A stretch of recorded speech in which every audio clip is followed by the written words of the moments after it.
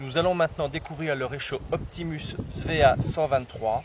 C'est un réchaud de conception assez ancienne qui date des années 50 mais qui est toujours utilisé dans l'alpinisme et les expéditions de longue durée. Le réchaud Svea est un réchaud 3 en 1 réputé pour sa solidité et sa fiabilité. Dans la partie basse, il y a le réservoir d'essence. Dans la partie centrale, c'est le pare-vent. Et dans la partie supérieure, c'est la casserole.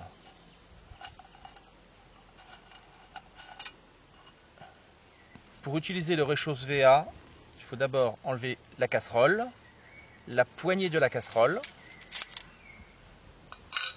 et la clé pour l'alimentation, celle-ci. Il y a la vis de réglage avec la clé. Cette clé est aussi un outil multifonction pour le dépannage.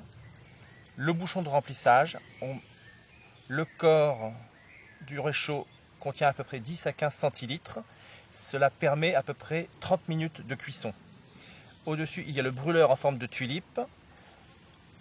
Et à l'intérieur, quand on actionne la vis, il y a un petit gicleur qui vient déboucher régulièrement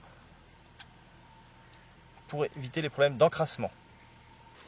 Après cette présentation du réchaud, nous allons maintenant remettre le pare-vent sur le réchaud Svea.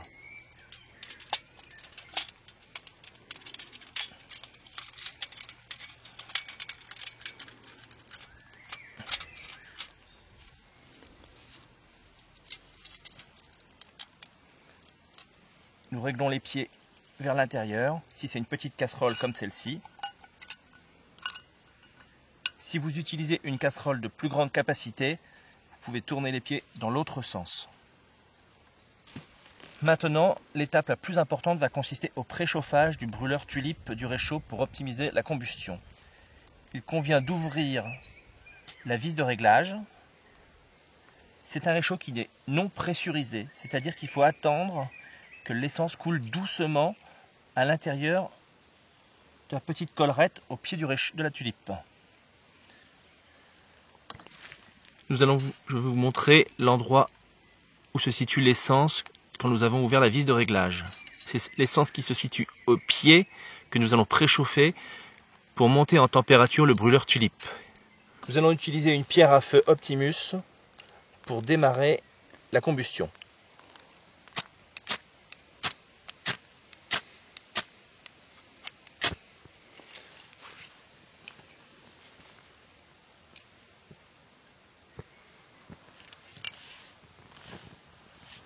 Nous allons attendre la combustion complète de l'essence avant d'actionner l'ouverture du réchaud.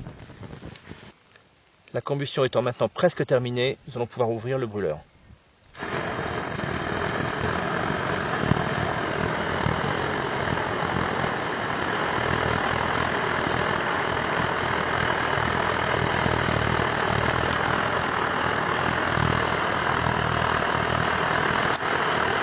Il ne reste plus qu'à apporter la petite casserole.